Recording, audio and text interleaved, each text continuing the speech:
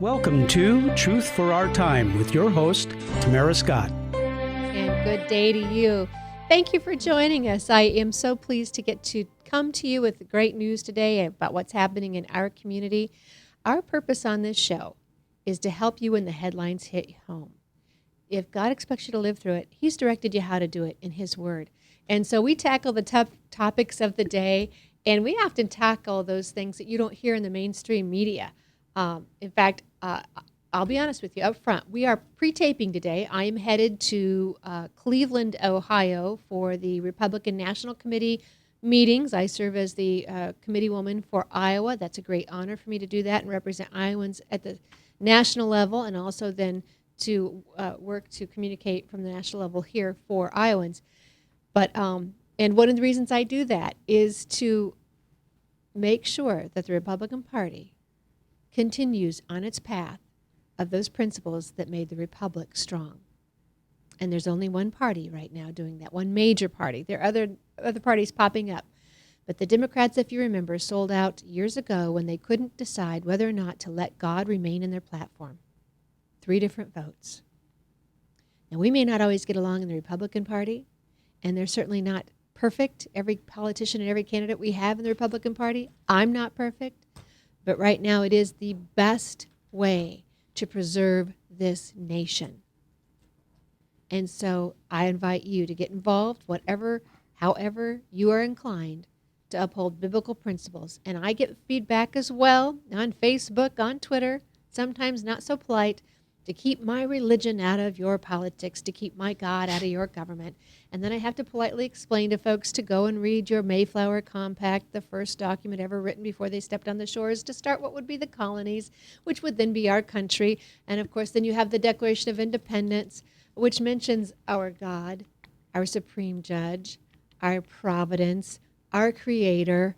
They recognize the God, not just any God, the God, the one true God. So we were definitely founded on Judeo-Christian values, and you wouldn't have your government without my God. It's as simple as that. So I'm not pushing my God on you. As a patriot, I'm standing on the government that was founded on the one true God. And as George Washington said, it's impossible to rightly govern without God. And so God in the Bible, actually, he said. And I get confused, was it Jefferson or one of the others that said, our Constitution is for a holy or a moral and righteous people. And I think you have people telling you that the Constitution is now outdated. Not true. Not true. It's that we're not paying attention to it. And it's us that we've lost so much morality. We no longer have that basis on which to make good decisions. So, just a little, I guess, I don't know where that came from, but somebody out there probably needed to hear that today, as well as I needed to reaffirm that myself. And so when I make these comments, and I hear from folks, I just, there's so much going on. Because I'm headed to RNC, I wanted to explain that to you. I'm not being partisan. I'm just explaining why I'm involved, where I'm involved, and what motivates me. And hopefully something as noble motivates you in your politics. But because of that, I'm going to read you some of the headlines. This is Monday that we're taping this show. And so some of the headlines are so frustrating to me. I get my news often at 3 a.m. in the morning. I'm up doing things, but also I like it because they haven't gotten time to, what's the word I want to use? Taint the news, adulterate it, edit it. And so I heard about the explosions in the 2 churches in New Mexico before they had a chance to pepper it, dismiss it, and refuse to talk about it. Heard nothing about it the next morning on the news. 2 different churches 4 miles apart in New Mexico had explosions on Sunday, August 2nd. We're not hearing about it. The police officer that was shot by a black man, a white police officer, shot by a black man in Memphis, Tennessee. They had the mayor's comments on, and what he was saying was there are too many guns in the hands of the wrong people. He wasn't promoting gun control from what I could tell. But by morning, they had changed that, no longer showing his words. They were saying it for him and leaning towards a more gun control or a policy that would sound like he was pushing more gun control. Was not the deal. It was a drug deal gone bad. It was simply over marijuana. And someone shot this family man dead. Now, you wait and see. Someone's going to tell us, well, see, marijuana should just be legalized, and that wouldn't have happened. That's not the case either. And sitting with me, actually, is a former law enforcement officer. Dr. Stephen Kirby's no stranger to the show. We're so pleased that you'll come. You are a resident expert right here in Iowa on Islam. Yeah, well, thanks, Tamara. It's always great to be on your program. And so we're always so grateful when you can join us. And during the school year, you've got a Bible study at the same time we go live each Wednesday. So when we pre-tape like this, it's so fun to snag you and say, hey, now you can come join me. Well, I appreciate it. It's always a pleasure to be on your program. Thank you. And so for those of you who are listening, Stephen Kirby, Stephen Kirby, and Dr. Kirby, the website? Actually, you can go to my website, islamseries.org. It's islamseries.org, and that's where I've got articles and especially brochures on Islam. The brochures are handy because if you don't have time to read a book, you can sit down and read a brochure in about 10 or 15 minutes. Right. I've got about 20 brochures at the site. You can download them, save them to your computer, but each one deals with a different aspect of Islam, and you can read it over and get comfortable in that particular knowledge about Islam and really start educating yourself about Islam. You could be a pocket professor with that brochure in your pocket. Take time to read it during your coffee break at work. If you're riding a bus, if you're, wherever you're at, you can get great knowledge from those little brochures that then I'm assuming have links and sources for more depth information. Yeah, actually, each brochure's got basically sources on it where the information came from. But they're the front and back of one page of trifold format, so it makes it real convenient for people. You can print it out and fold it up, keep it in your pocket, or leave it at the doctor's office when you go to the doctor. Excellent. Now I have to ask you, and I'm just going to ask you right on air. If anybody knows me, they know I'm pretty upfront and honest wherever I'm at. And an attorney will tell you, never ask the question you don't know the answer to in public, but never stops me. Can I just order all those brochures from you? I would just like a copy of all of them. Is there a price that I can give you and just get the whole library so that I have it for myself? Yeah, the price is free. They're at that website. All you have to do is there's a page at that website that says brochures. Just go to that page. You've got, I think, the 20 brochures listed there. Just click on it, open it up. They're in a PDF file format. So like I say, you can print it out. In fact, I've got instructions on how to print it out as a brochure to make it easy. And you print out as many as you want, save them on your computer, email them as attachments if they're completely free, because it's more important that we get information out about Islam than to try to throw any price on these brochures. What a great heart. That's a servant's heart. This is a man with a doctorate. Is it in poli-sci and foreign studies? It's foreign affairs. Foreign affairs. Thank you for sharing your knowledge, your expensive gained knowledge for free with the rest of us. So folks, right here, we're only 8 minutes in. This is a new record for a challenge to you. Go to that website. Give us the website again. It's islamseries.org. That's ISLAMSERIES, all flowing together, .org. So there's no excuse now for you not to have information out there. If you're in a church and they haven't taught about Islam, they need to be, and here's a great way for them to start.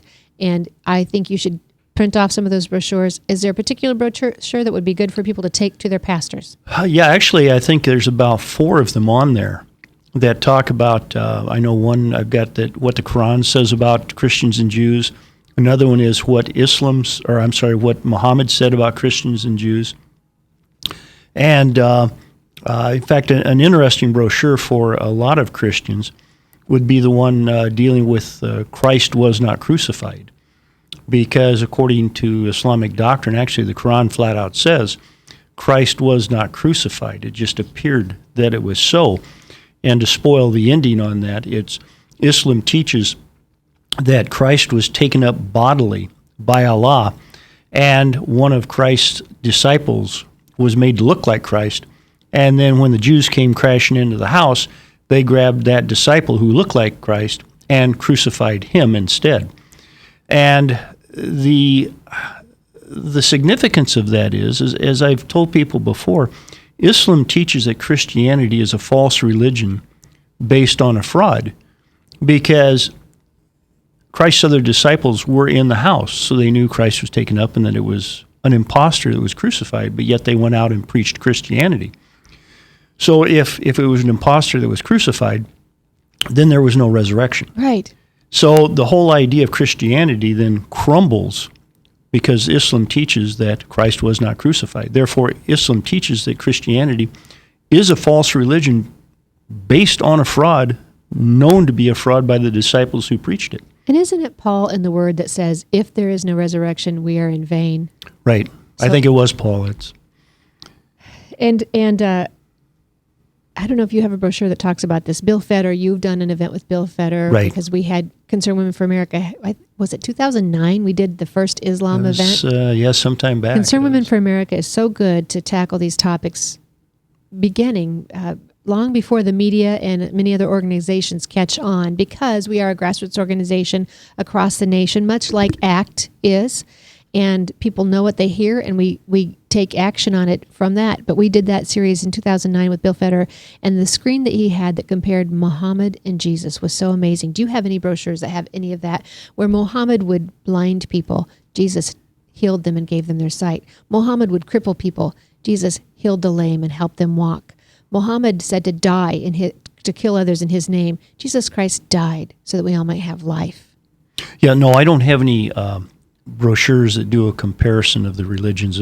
My focus over the years has been strictly on Islam, because it seems like that's what people need to understand. First understand Islam, then they can make their own comparison. And so let me ask you this. We hear, and we've talked, you and I have talked about the Islam, Why Islam billboard that's on Fleur Drive.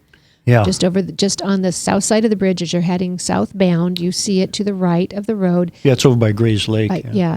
And it says whyislam.org. It says that Muhammad believed in peace, women's rights, and social justice, which I howl at all three of those.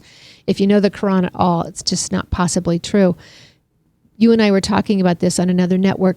There's this new move to Americanize Islam, to give it our terms, to desensitize us to the things that we know to be true about the terror and the hate for others, the intolerance.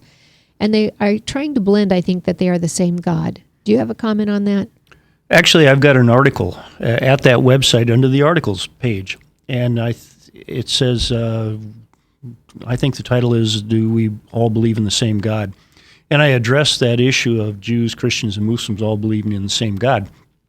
And the bottom line is, for Jews and Christians to believe in the God of Islam requires Jews and Christians to believe in a God that curses them, condemns them to hell because they're not Muslims, and commands Muslims to fight them because they're not Muslims. So it's really theological nonsense based on ignorance to say that Christians, Jews, and Muslims all believe in the same God. Absolutely. And so, folks, it doesn't have to be so intimidating.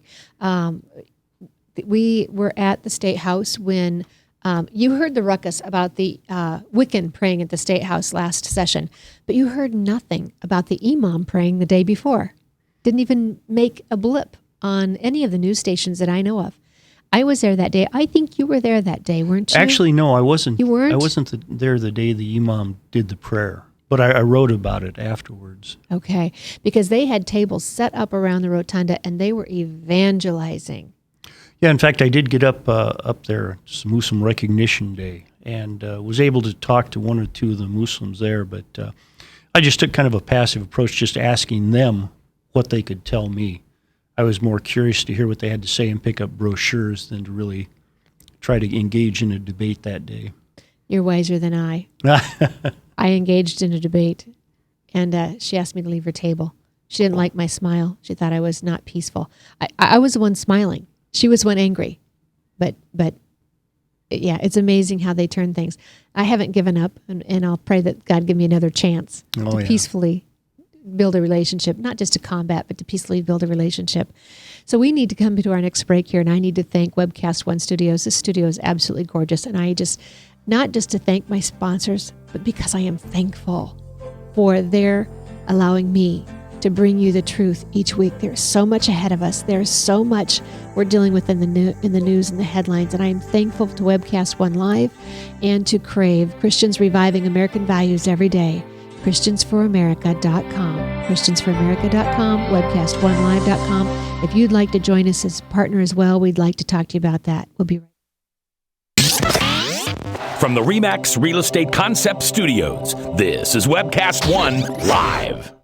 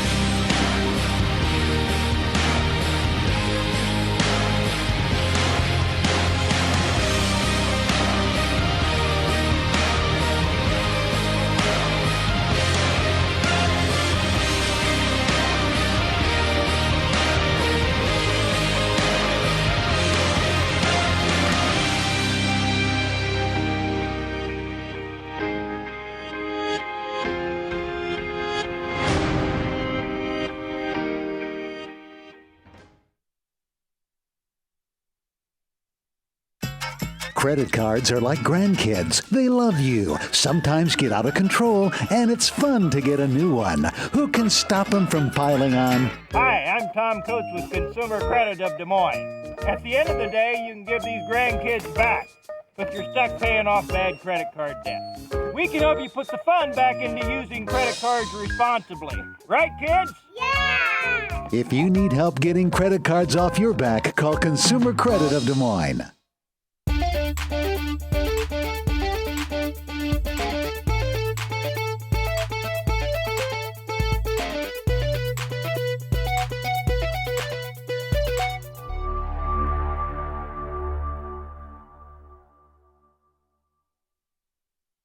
Hi, I'm J. Michael McCoy, and about 20 years ago, I went to a used car salesman by the name of John Hewitt.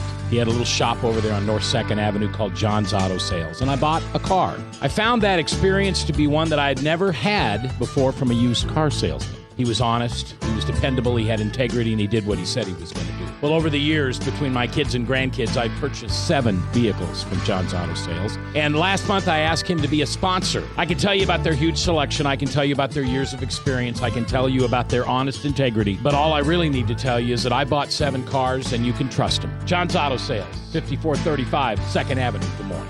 You need a good ride when you hit the trail. Trust the man with the cars, and he goes by the name of Big John. Big John. Big John. From the RE/MAX Real Estate Concept Studios, this is Webcast One Live.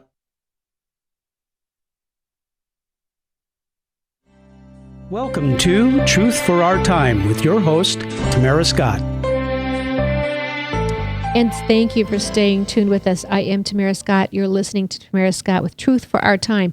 If you want to watch the show, you can always join us. Well, most often. Today's an exception. Most often, Wednesday, 10 a.m. live. We do the show out of Webcast One Studio, so you can join us on webcast1live.com. Webcast1live.com. You can join in with phone calls. You can join in on the chat line. You will appreciate the discussion. You can watch it online. It's video besides audio. Other than that, we're at 99.3 on the Truth Network. We're very pleased and honored that the Truth Network is carrying the show at noon on Sundays. How powerful. We have high noon on Sundays. On the Sabbath, we've got the truth at the high point of the day. And so I'm thankful that they're showing it on airing it in 99.3. So if you hear something, you can tell your friends to listen at that time, or you can go to tamarascott.com. We try and get the archives up there for you. Also, the links, anything we're talking about, I will get to Truth for Our Time Facebook page. We'll get the links up on the Truth for Our Time Facebook page. My role is to get information to you. What you do with it is then your business. I'm responsible for my action. You're responsible for your reaction or your inaction. Not just to me, but someday to God. And there's so much happening in our news right now, and it's easy to be a little discouraged with everything coming at us. A couple of things. We'll know by the time this airs how the vote went today on defunding Planned Parenthood. But I just find it astonishing that the man who killed Cecil is having his professional business peppered with protesters. And the woman named Cecile, whose profession is to murder millions, is hearing little. There's nothing about her in the news, relatively nothing. If it weren't for Fox News, and then Greg Stephanopoulos did it one morning on, is that his name, Greg? George. George did it on Sunday morning, but it was brief, and it's certainly not what it should be.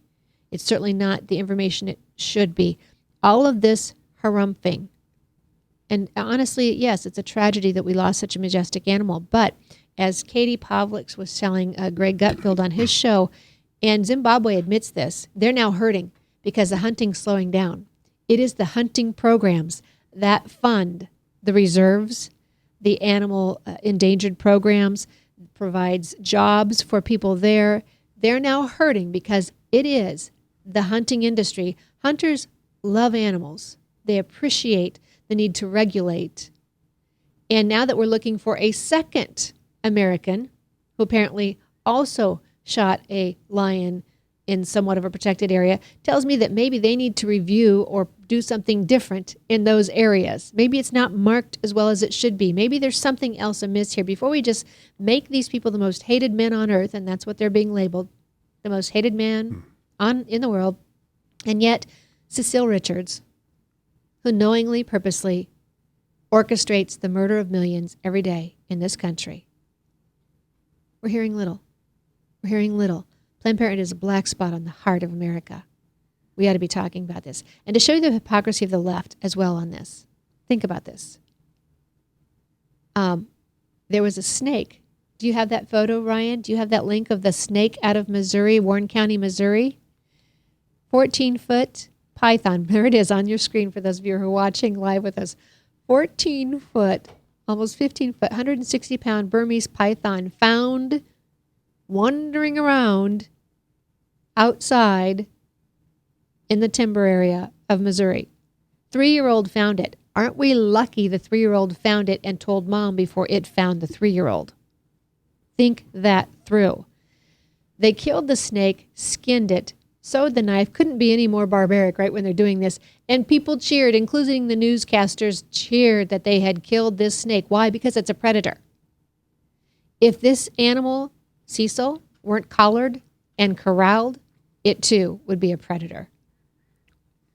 So as tragic as this is, that someone may not have followed the rules, that there may have been a mix-up, I don't know, and you don't know either. That's just it. We only know what we're hearing. There's been no trial. We don't know. Tragic as that is, the hypocrisy of the left is not upset about the Burmese python, who was somebody's pet. The other one was collared and tagged. This was somebody's pet too at one time. But everybody knows the danger here, and it's apparently politically correct, still not like snakes, which is actually biblical. Don't tell the left, because they'll have a hard time with that, because they don't want to do anything biblical. They'll have to like snakes and embrace them now, right? So I just want to show you, you have to think these things through. It's not always as simple and easy as what you see, especially in the mainstream media. So Dr. Stephen Kirby is my guest today, and I'm going to show you a couple of his books. The first one you may not see. Did I give that to you, Ryan? Did I pass that one in there to you? Islam, I don't have it here anymore. The green one is called Islam and Barack Hussein Obama. Oh, good job. Oh, there we go. Sir Ryan, our producer, just does a tremendous job in there behind the glass. Islam and Barack Hussein Obama was the first book, and it was after his speech in Cairo, Egypt. Yeah, and to clear up misnomers, the title of this book has has caused some headaches. It is not a diatribe against President Obama by any means. What I did was, the bulk of the book is devoted to looking at certain aspects of his speech in Cairo, Egypt, in June of 2009, and showing how what he said is not really accurate according to authoritative Islamic sources. And then I've got an epilogue of the book that addresses the shooting of the 2 Army privates in Little Rock, Arkansas, a couple of days before President Obama's speech, and the relative indifference and lack of response of the Obama administration to the shooting of these 2 Army privates, which also appeared in the media for a day or two and then went by the wayside because they were gunned down by a Muslim convert. And didn't he not make a comment for the longest time? Actually, there was about a 2.5-day period. There was no comment from the White House on the gunning down of those privates. And finally, they released a statement And it was a local release to the Arkansas media, although it was available to any other media who wanted it. But the idea, 2 Army privates gunned down, 1 killed, 1 badly wounded by a Muslim convert, and it's ignored by the Obama administration. It happened on June 1st, 2009. And my speculation is that President Obama didn't want to make a big deal about it because on June 4th, 3 days later, he was giving a speech in front of a Muslim audience in Cairo, Egypt. And if he had been really critical of a Muslim convert gunning down soldiers, which is completely supported by Islamic doctrine, perhaps his reception in the Muslim countries might not have been as gracious as it was. And you're not coming out and attacking him, saying he's a Muslim or anything else. But if he is a Muslim, he's not even a good Muslim because, as you're pointing out, he's not accurate according to their own doctrine. Well, actually, it's interesting. In the book, I point out, actually, according to Islamic doctrine, according to the teachings of Muhammad, President Obama is an apostate from Islam. His father was Muslim, although he became an apostate at some point too. But President Obama, in fact, Muhammad, said that the natural state for children is they're born as Muslims. It's their families who then decide whether they're going to become Jews or Christians. President Obama, I read both of his autobiographies before I wrote this book. He said that when he was growing up, his mother didn't value religion. It was just something a sociologist looked at. So he was raised as a Muslim for a number of years. He was born to a Muslim father, raised as a Muslim for a number of years. His parents never directed him away from Islam. So according to the teachings of Muhammad, President Obama grew up as a Muslim by default. Then around age 25 or 26 is when he walked down the aisle there at Jeremiah Wright's church and converted to Christianity, or accepted Christianity. So, which by the way, he's not real good with that doctrine either. So yeah, but anyway, according to Islamic doctrine, then President Obama is an apostate from Islam. And what do they do with apostates? Well, apostates, Muhammad said, kill them. And what's interesting, and I point this out in President Obama's speech in Cairo, Egypt, he was speaking in front of thousands of Muslim scholars who were quite aware of his background. When President Obama talked about his background there, he said, I come from a family of Kenyans, a long family of Kenyans, among whom were some Muslims. Mm-hmm. Well, so he created this little, I guess you could say, a firewall between him and his Muslim relatives. Because had he said, well, my father was a Muslim, but he became an apostate, and I was born by default a Muslim and raised going to some Muslim schools, but at age 25 or 26, I converted to Christianity, he would have been telling his Muslim audience, oh, my father was an apostate, I'm an apostate. Mm-hmm. But he knew enough, or somebody writing his speech knew enough to fancy dance around that issue. But according to Islamic doctrine, President Obama is an apostate from Islam. Which takes me back to the beginning of this show. I said I wasn't sure why I was mentioning it, and I love it how God weaves it through. God gives us free choice. In America, we have the freedom of religion, not freedom from religion like some people misinterpret, but you could worship God however you chose. Our founding fathers made it very clear for the majority of them that it was built on Judeo-Christian values. They gave God credit for the divine protection, for his providence, but what your church did in worship would not be in any way restricted by the government. That's what that First Amendment was about. Free will. God gives us free will. Allah does not. When we see theocracies in the Middle East, you see unstable governments, you see dictators, you see violence. That's not what we want here in America. That's not what we have in America. And that's not what Christianity is about in America as well.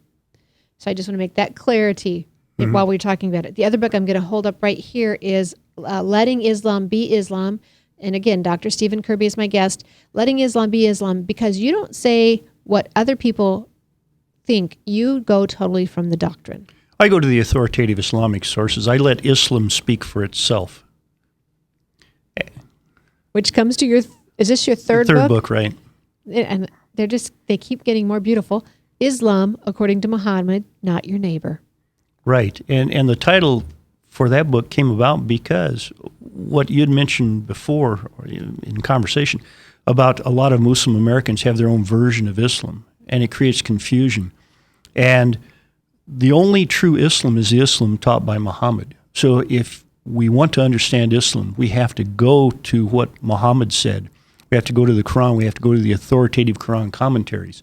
instead of listening to your nice Muslim neighbor give their own personal version of Islam. So that's why I say Islam according to Muhammad, not your neighbor. So we're going to have to go to break here in just a couple of short minutes. And when we come back, we're really going to get into the Iran deal, because this is the thing that's, I think what I would say, what probably our greatest threat as a nation right now. Would you say that's fair? Easily. And it's not just about protecting Israel.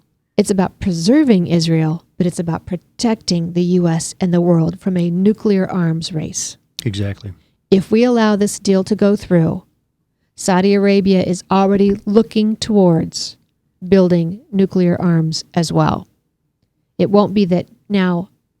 And if you think that Iran is not going to build a nuclear program or a nuclear weapon, think again. They've been doing it all along.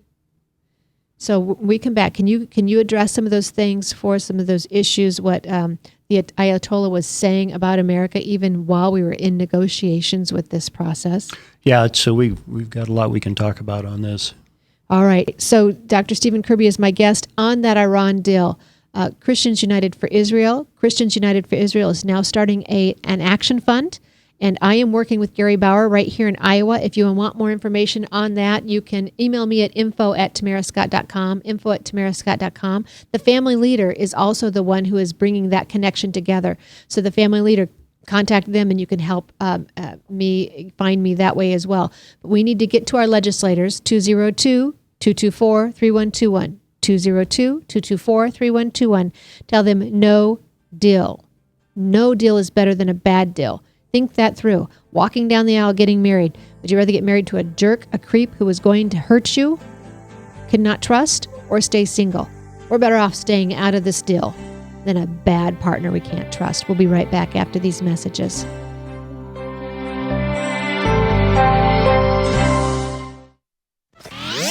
From the RE/MAX Real Estate Concept Studios, this is Webcast One Live.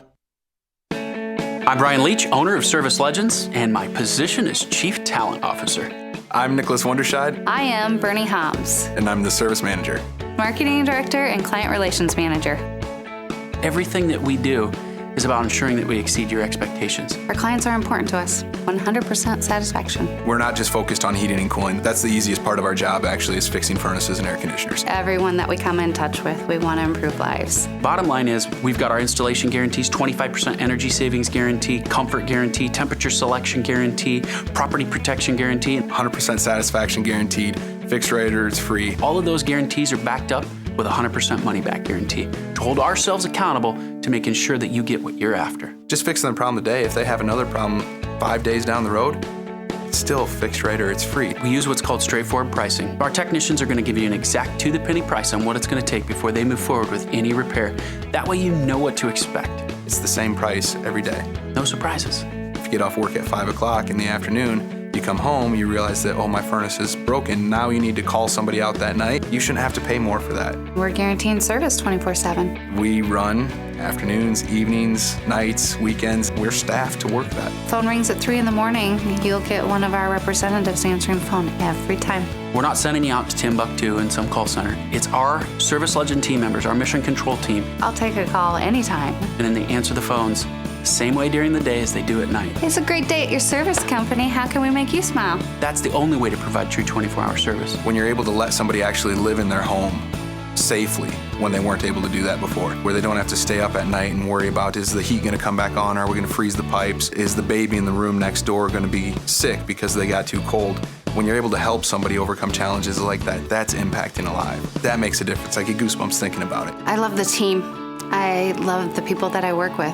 We have fun, but we work hard. I call them my ambassadors of legendary service. If you could just envision what that is, that's who we're sending to your home. They literally will call in, pick up the phone and call and say, hey, I want to talk to your manager. And I get on the phone, they're like, that technician that was at my house was the greatest technician ever. That's cool to me. We want to brighten people's days. Every person that we have going into the house has gone through an extensive background check. Drug testing. We have a very thorough interview process that 1 out of 140 people make it through. If we promise you something, that's what you're going to get, no matter what. We're here when you need us to protect the safety and comfort of your family.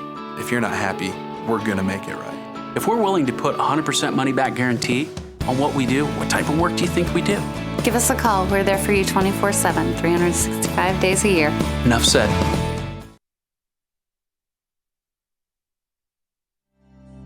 Welcome back to Truth for Our Time with your host, Tamara Scott. And thanks for staying tuned. You are listening to Tamara Scott Live. I'm here with Dr. Stephen Kirby as we bring you Truth for Your Time, Truth for Our Time, actually, and help you live God's Word in today's world. We're talking about the Iran-Islam deal. Well, it's actually just the Iran deal, but that's probably pretty accurate what I just said there. Islamic Republic of Iran. Yeah. Okay, so I have a couple things I'm going to come through, and then I'm just going to turn it over to Dr. Kirby just to roll with this. There's so many things you have to know. The first, I will get this link on there, and sometimes I don't get it done right away between busy schedules and computers that aren't real quick as well. I will try and get the link on there. It's on my personal Facebook page, and I think I have it on the Truth for Our Time Facebook page. The 7-minute Armed Forces hearing from last Wednesday, whatever date that was that July 28th or 29th? The 31st was Friday, 30th, 29th. July 29th, Armed Services, Senator Cotton did an excellent job in 7 minutes. He will reveal so much to you about this deal and lack of knowledge by our Secretary of State. He asked, first he had to fly to Vienna to even find out and affirm that there were secret deals. When is the last time we've ever in America, in the history of this country, had to fly to another country to figure out what's happening in our own? That is just so offensive to me. Secondly, he asked Senator Kerry, these secret agreements, have you read them? And you see Senator or Secretary of State Kerry fumbling with papers, refusing to look him in the eye. No, I've been briefed. He says, has anybody in your department read these? And Kerry could not confirm that anyone had read them. Perhaps Undersecretary Wendy Sherman had read them, but he couldn't even confirm that for sure. No one has read these except the Ayatollahs. The Ayatollahs know what's in them. And then when he asked about our interest, Kerry referred to the UN and the IEA. They are not our interest. They do not have our back. And it's frightening to me that our Secretary of State doesn't either. A couple of other things, and I've checked these out with congressional members. Dr. Kirby and I were in a luncheon with Senator Lindsey Graham, which I would have to say this is not an endorsement of a presidential candidate, but as a senator and as a former military person, I think he probably has the best understanding of this Iranian deal in the Middle East right now, along with, I think Jindal does as well, and Santorum was in the Senate and wrote some of these issues before others even knew about them. He was writing about the concerns with the Middle East. So we've got some great candidates. They all get the danger. But if you can get a chance to hear Senator Graham, I think people should. Let me come through these 2 points, and then I'm going to totally turn it over to you, Doctor. Okay. Okay, so on page 16, number 29 says the U.S. will refrain from any policy specifically intended to directly adversely affect normalization of trade or economic relations with Iran. What's that saying to you is we're lifting sanctions. The sanctions were working. They were slowing them down. They were stopping and crippling. Iran is the largest sponsor of terrorism across the globe. We've never asked them to stop it. We've never questioned them about it through this negotiation process, according to what I've been told. These sanctions will be lifted. That's going to free them up. Countries that were starting to break under the pressure will now not only have sanctions lifted through Iran, but that $150 billion will be coming back to them. $150 billion with a B.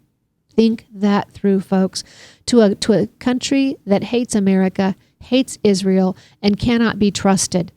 And Doctor, do you know, was the Ayatollah talking about wiping out America or the great Satan, even while we were going through these negotiation processes? Oh, yeah, you've had the chance, death to Israel, death to America.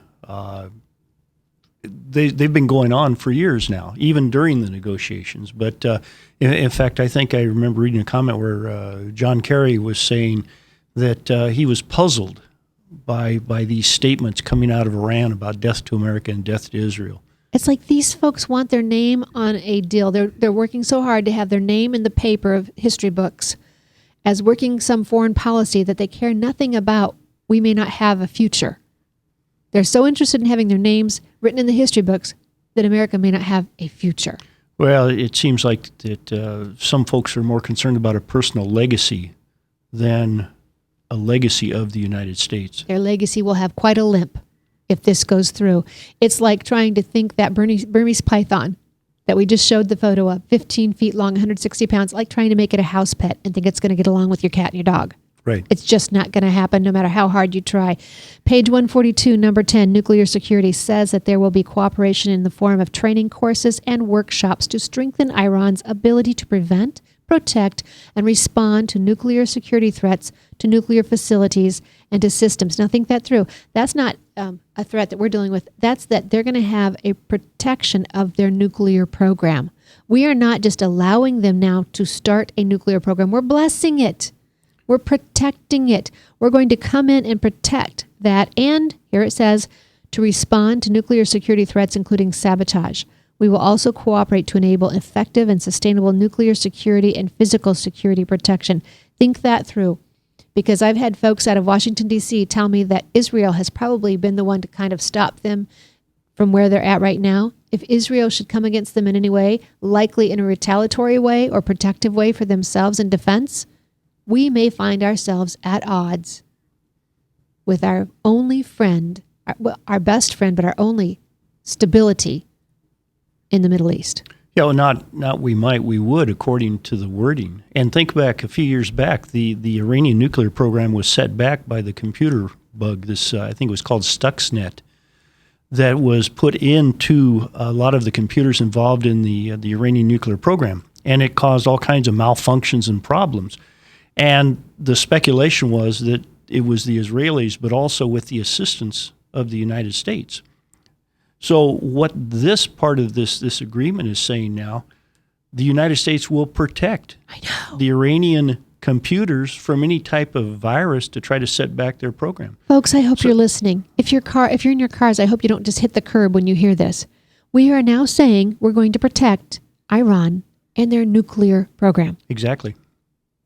At the expense of Israel. Our best friend, our ally, strongest ally, and the only stability in the Middle East. And you know something? Israel is referred to by some Iranian officials as a one-bomb country. That means all it's going to take is one nuclear bomb and Israel's gone. But yet our focus is on protecting the Iranian nuclear program because they promise that they're not going to develop nuclear weapons, according to this agreement. You've got about 2.5 minutes before our next break. I want you to run. Okay. One of the issues, President Obama said that this deal is not built on trust, it is built on verification. And he talks about the inspectors will have access where necessary, when necessary.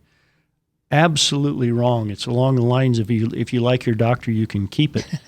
Back on July 21st, the Wall Street Journal did a great article. Iran inspections in 24 days, not even close, because in spite of what President Obama said, the administration later explained, well, according to the agreement, there could be up to a 24-hour day period, or 24 days before inspections could be allowed because of procedural issues. The Wall Street Journal looked at the whole agreement and said, no, actually, the way it's built, the Iranians could string this thing out for 3 months or more before you could even possibly get an inspector on the ground. So this whole idea that it's a verification is completely ridiculous. But what's scary about this is President Obama said the day this agreement was announced, he says, this deal is not built on trust. It is built on verification. The Wall Street Journal article, reading the agreement shows it can't be built on verification. How can you have verification when the Iranians can string this thing out for months, 3, 4, 5 months, or even actually prohibit inspectors from coming in? And in fact, Iranian officials said during the negotiations, there are military installations that will not be inspected, period. And what you're referring to is if we have to, one, prove why we deserve to get an inspection, and if they change something, the whole process starts over again. Exactly. There's committees that are set up, and there's negotiations back and forth, and you're right. If there's a disagreement or something new comes up, then the whole process starts over again. We're right back to that clock. We've got to take another break. We'll be right back with more information. Dr. Stephen Kirby, you must call your legislators, 202-224-3121. Tell them no deal. Then email and call your friends, your family members, and tell them to call as well. No deal. We'll be right back after these messages.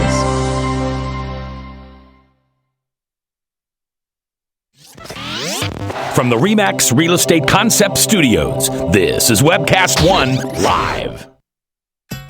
Credit cards are like grandkids. They love you, sometimes get out of control, and it's fun to get a new one. Who can stop them from piling on? Hi, I'm Tom Coates with Consumer Credit of Des Moines. At the end of the day, you can return the grandkids, but you're stuck paying off bad credit card debt. We'll help you put the fun back into using credit cards responsibly. Right, kids? Yeah! If you need help getting credit cards off your back, call Consumer Credit of Des Moines.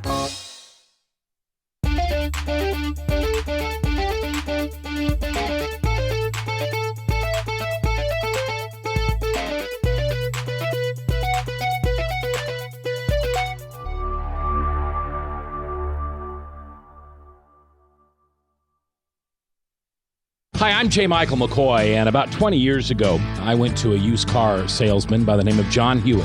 He had a little shop over there on North 2nd Avenue called John's Auto Sales, and I bought a car. I found that experience to be one that I had never had before from a used car salesman. He was honest, he was dependable, he had integrity, and he did what he said he was going to do. Well, over the years, between my kids and grandkids, I purchased 7 vehicles from John's Auto Sales. And last month, I asked him to be a sponsor. I can tell you about their huge selection. I can tell you about their years of experience. I can tell you about their honest integrity. But all I really need to tell you is that I bought 7 cars, and you can trust them. John's Auto Sales, 5435 2nd Avenue, Des Moines.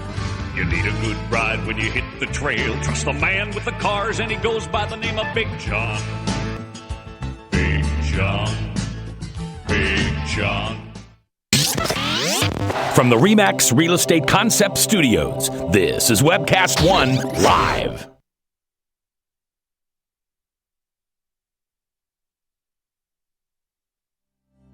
Welcome back to Truth for Our Time with your host, Tamara Scott.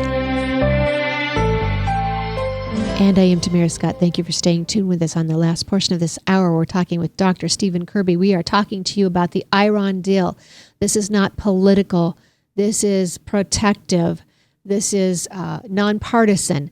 I don't care who your legislator is, Republican or Democrat, call them. From what I understand, most of the Republicans get this, but the Democrats are getting heavy pressure from their own president.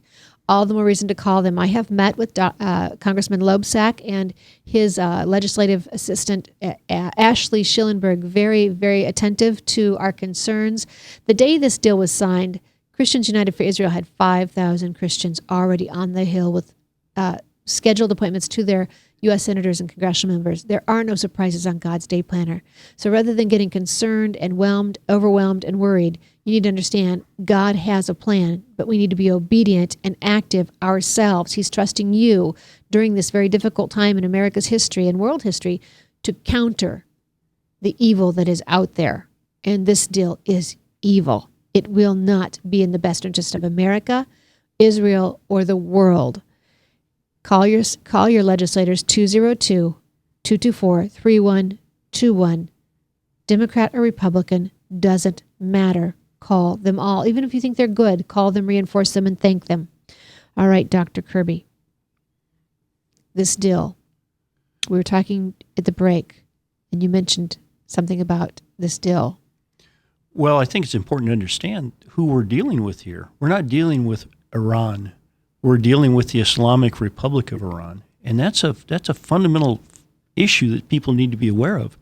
Because you look at the Iranian Constitution, they keep talking about Islam. They talk about Sharia law. The army of Iran is a religious army.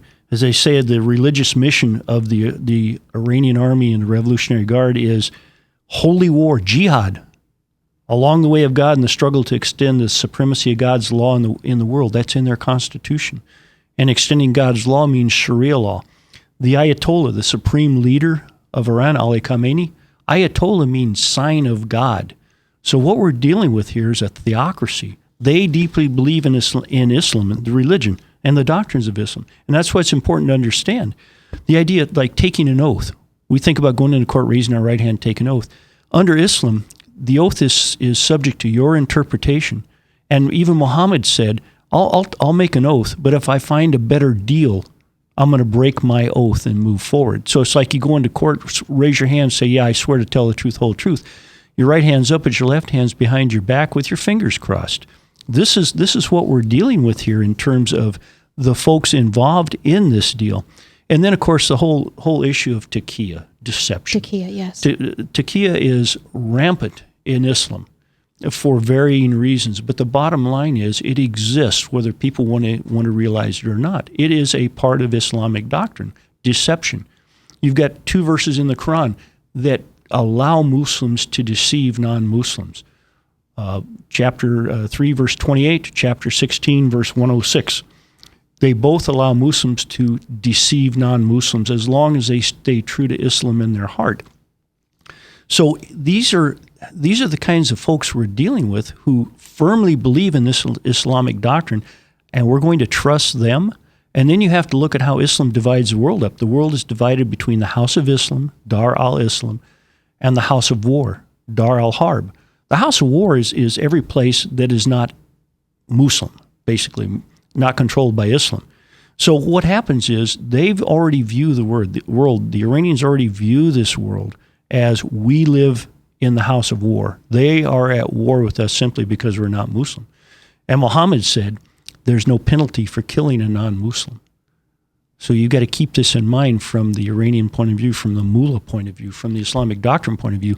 We can be killed with no penalty at all. And when I go to D.C., I have all kinds of cab drivers, many of them Muslim, Pakistan, Iran, all over, Saudi Arabia, all over.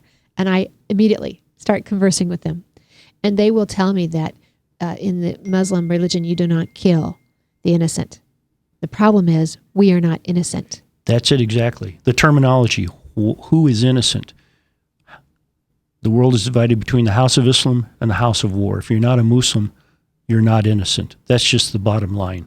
But so keeping these in mind, deception, the division of the world, there's no surprise that they're chanting death to Israel, death to America, all the time these negotiations are going on. And something that your viewers, I'm sure, aren't aware of, the Ayatollah Ali Khamenei just released a book. Yes. And the title of the book is Palestine. And he makes his position clear from the start. Israel has no right to exist as a state. He refers to Israel as a cancerous tumor. Now, this is the supreme leader of Iran. President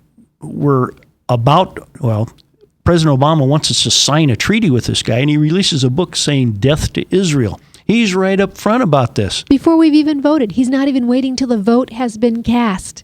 They're up front. They've told us for years, but we refuse to listen. We refuse to accept that what they're saying is what they believe. The Islamic people whose practice is to deceive until they have enough to take over is being more honest than we are. They are. And it's unbelievable that we do not listen to what they tell us simply because it's too uncomfortable. Right, because we don't want to be judgmental. We don't want to be caught thinking poorly of someone. We want to give them the best chance. We are the country of second chances. That's what's beautiful about us. But unless you have the freedoms in place and the protections in place, you will not be able to offer that to the world any longer. Exactly. So this deal, it's a threat to the United States. It's really a threat to the world, and including some of the Muslim world, because as you said before, if this deal goes through, the Saudis will work with the Pakistans to get nuclear weapons. The Kuwaitis will work with the Pakistanis. It's already starting. So we will have a nuclear arms race in the Middle East thanks to this deal that Obama and Kerry are promoting. That will be their legacy. Yeah, exactly. Kerry, and kid yourself not, Hillary Clinton is part of this as well as former Secretary of State. She is part of this as well. And we're already out of time again. I so thank you, Dr. Stephen Kirby, for coming on. Dr. Stephen Kirby is my guest, islamseries.org. Right. You can get brochures there free of charge. You can find information there. He bases it all on their doctrine, not what somebody else says, so that you have the information in front of you. And he'll also have helps on there on the Quran and understanding how you can talk to those around you and tell the truth when they've got just enough of the truth that they say it wrong or don't have the whole truth. We've got to go. Call your legislators, 202-224-312, and I implore you, there is nothing more important Other than serving God, there's nothing more important that you can do for your family, your country, than make that phone call and tell them to vote no deal. You've been empowered. Now be encouraged and never be complacent.